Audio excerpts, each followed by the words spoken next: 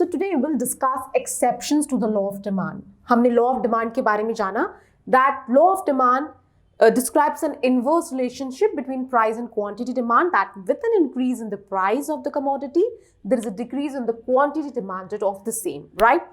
But अगर हम बात करें exceptions की, so exceptions that means कौन सी ऐसी situation है जहाँ पे law of demand apply नहीं करता, right? law of demand कहता है कि प्राइस के बढ़ने से डिमांड घटती है, बट कुछ सिचुएशन ऐसी होती है कि जिसमें प्राइस के बढ़ने से डिमांड या तो बढ़ती है या उतनी की उतनी ही बनी रहती है, राइट?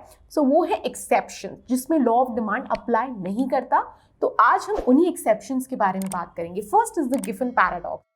गिफन पैराडॉक्स में क्या होता है, हम गिफन गुड्स की बात कर रहे हैं. गिफन पैराडॉक्स में ऐसा होता है कि that means with an increase in the price, यहाँ पे प्राइस के बढ़ने के साथ डिमांड में भी बढ़ोतरी होती है. That is a Giffen paradox. Now why it happens so, will take one example. So say for example कि इकोनॉमी में दो गुड जो है प्रोड्यूस हो रहे हैं. That is first one is the bread and the another one is the jeans, right?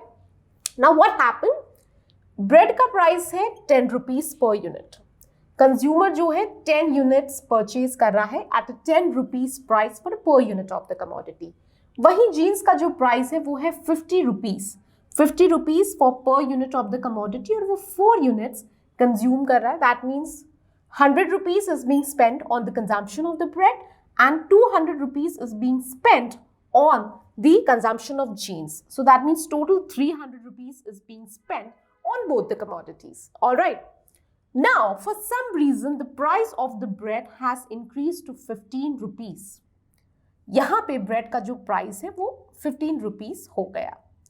Giffen paradox के हिसाब से, with an increase in the price, there is an increase in the quantity demanded. यहाँ पे जो consumption है वो 10 units से बढ़ के 12 units हो गया, right?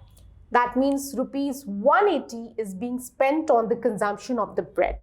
और यहाँ पे जो कंजम्पशन है, प्राइस जो है 50, जीन्स का प्राइस 50 रुपीज ही है और कंजम्पशन जो है वो 2 से 3 यूनिट्स के बीच हो गया. हम अभी सिर्फ 2 यूनिट्स ही ले रहे हैं, राइट? सो वो 2 से 3 यूनिट्स के बीच हो सकता है. Now what happened here, bread और जीन्स दो कमोडिटीज जो है वो इकोनॉमी में प्रोड्यूस हो रही है. ब्रेड जो है एक नेसेसिटी है, राइट? दैट मीन्स जो भी लोगों का जो खाना है वो निर्भर करता है सिर्फ एक ही कमोडिटी पे, वो है ब्रेड, राइट? कि जो ब्रेड है वो बहुत लार्ज क्वांटिटी में जो है कंज्यूम की जाती है और कंजम्पशन का एक बहुत इंपॉर्टेंट हिस्सा है ब्रेड.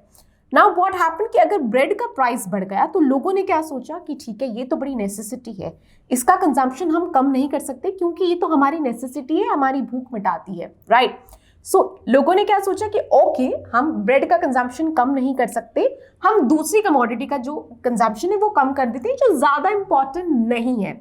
सो यहाँ पे जीन्स पहले 4 खरीदी जाती थी, अब सिर्फ 2 खरीदी जा रही है. Decrease the consumption of the jeans, क्योंकि ऐसा समझा जा रहा है कि जीन्स इज नॉट नेसेसिटी, आप एक जीन्स पे भी रह सकते हैं, but bread is necessary. So what happened, jeans का कंजम्पशन कम कर दिया और वो जिससे जो सेविंग करी जीन्स के कंजम्पशन को कम करके उसको ब्रेड के कंजम्पशन में लगा दिया और ब्रेड का कंजम्पशन इंक्रीज कर दिया, जिससे जो है बैलेंस बना रह सके. पहले भी आप 300 रुपीज का टोटल कंजम्पशन करते थे, अभी भी आप वो जो है टोटल कंजम्पशन 300 के अराउंड ही करना चाहते हैं, इसलिए आपने ब्रेड का कंजम्पशन बढ़ा दिया और जीन्स का कंजम्पशन कम कर दिया. Why? Because bread is considered as a necessity essential good, right? So that is nothing but the Giffen paradox. यहाँ पे क्या हुआ, with an increase in the price, the quantity demanded also increased. The second one is the Veblen good. Veblen goods, we are talking about those goods जो किस ऐसे goods जिनको हम इसलिए यूज करते हैं क्योंकि वो हमारी प्रेस्टीज वैल्यू को बढ़ाते हैं, हमें थोड़ा क्लासी शो करते हैं और जिसको हम दूसरों को इम्प्रेस करने के लिए ज्यादा यूज करते हैं. Those are the Veblen goods. So say rare diamonds, iPhones, this are the Veblen goods. So ये जो गुड्स हैं वो इसलिए खरीदे जाते हैं because they are expensive, because ये एक्सपेंसिव है, हाई प्राइस्ड है और इनको अगर आप खरीदते हो तो you feel rich, you feel pride, right? So those are the Veblen goods. So Veblen goods का अगर प्राइस बढ़ जाता है, so people are not going to drastically reduce the demand for the same. Why? Because ये खरीदे ही इसलिए जाते हैं क्योंकि ये महंगे हैं. So यहाँ पे जो है प्राइस का रोल इतना ज्यादा नहीं होता, तो यहाँ पे भी लॉ ऑफ डिमांड अप्लाई नहीं करता. Future expectation of the price. So if we take the example of stock market, अगर कोई भी शेयर का प्राइस बढ़ रहा है तो हम ऐसा सोच रहे हैं कि अगर अभी बढ़ रहा है तो आगे भी बढ़ेगा, तो आप क्या खरीदते हैं कि अभी और ज्यादा शेयर्स खरीद लेते हैं क्योंकि आपको ऐसा लग रहा है कि आगे प्राइस बढ़ने वाला है। सो विद एन इंक्रीज प्राइस, अभी ज्यादा ही प्राइस है, उस ज्यादा प्राइस पे ही आपने अपनी क्वांटिटी डिमांडेड इंक्रीज कर दी। व्हाई? बिकॉज आपको इस एक्सपेक्टेशन है कि अभी बढ़ रहा है तो आगे और बढ़ेगा, right? So that is so due to that law of demand does not apply. With an increase in price, you increase your quantity demanded also. Then the consumer psychological bias. Consumer psychological bias में ये हम कहते हैं कि कुछ consumers होते हैं, उनको ऐसा लगता है कि अगर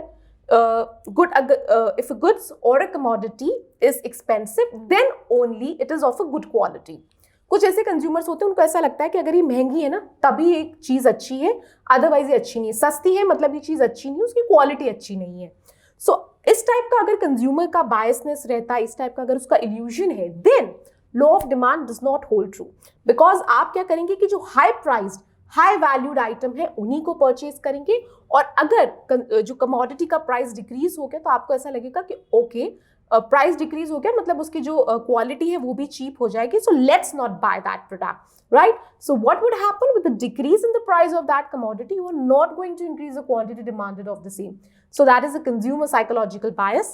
Demonstration effect. Because that particular celebrity is wearing that dress, that outfit, I also want to buy the same, right? Because my neighbor has purchased this particular brand phone, I want to buy the same. That is a demonstration effect. Because आपके neighbors, आपके friends या कुछ celebrities वो particular brand use कर रहे हैं, particular product use कर रहे हैं, आपको भी वही यूज करना है। सो डेमोन्स्ट्रेशन इफेक्ट के कारण क्या होता है कि फिर आप जो है प्राइस को एक पैरामीटर नहीं रखते। Even with an increase price आप जो है उसे खरीदना प्रेफर करेंगे। Again law of demand does not apply here. Brand loyalty, I would only prefer to wear Van Heusen shirts, right? So that is a brand loyalty. मैं किसी particular brand के ही कपड़े पहनना प्रेफर करूंगी। So with an increase in price, no matter अगर price increase भी होगा, still मैं जो है कंजम्पशन अपना कंटिन्यू रखूंगी। So I will not be price sensitive. So उसको हम ब्रांड लॉयल्टी कहते हैं कि किसी ब्रांड की तरफ पूरी तरह लॉयल होना, that is brand loyalty. Panic buying, panic buying say for example market news channel पे ऐसा न्यूज आ गया कि there are chances of lockdown, rumours ऐसे फैल गए कि हो सकता है कि सिटी में लॉकडाउन लगाया जाए। So people like what happen, लोग पैनिक में आ जाते हैं, डर जाते हैं। So what they do, they rush to the shops, they rush to the malls कि जो भी एसेंशियल चीजें हैं उनको खरीद लिया जा सके जिससे है कि शॉर्टेज ना हो, राइट? सो वो पैनिक बाइंग होती है कि आप डर गए, आपको ऐसा लगा कि अब दुकानें बंद हो जाएंगी तो आप जो है जरूरतमंद की चीजें कहाँ से खरीदेंगे। So even with an increase price आप क्या करेंगे, अपनी क्वांटिटी डिमांड इंक्रीज कर देंगे। व्हाई? बिकॉज आप थोड़ा डर गए हैं, there is a panic, right? So उसको हम पैनिक बाइंग कहते हैं। लॉ ऑफ डिमांड वहां पे अप्लाई नहीं करता। Insignificant proportion of income spent, कुछ ऐसी चीजें होती हैं जिन पे हम बहुत ज्यादा स्पेंड नहीं करते, मतलब हमारी इनकम का कुछ बहुत ही कम परसेंट जो है उस पर जाता है।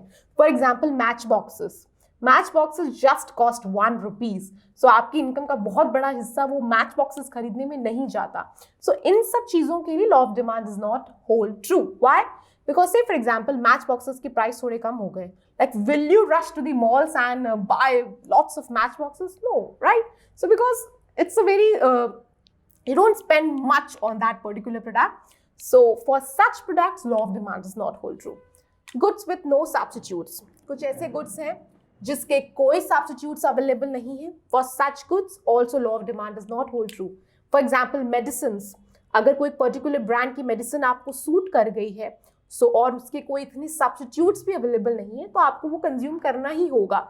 Even with an increased price, high price, you would still increase or continue the consumption of that particular product. So अगर कोई goods है जिसका substitute available नहीं है और बहुत ही essential है in nature, you can't discontinue the consumption of the same. Outdated goods. So पहले होता था कि वो कीपैड phones आते थे, now we have smartphones, पहले कीपैड phones होते थे। So अगर आज की डेट में अगर कीपैड phones की प्राइस बहुत ही डिक्रीज हो जाए, will you rush to these malls to buy that particular phone? No. Why? Because भले उसका प्राइस कम हो गया but वो outdated है. No one use such kind of phones in today's era, right?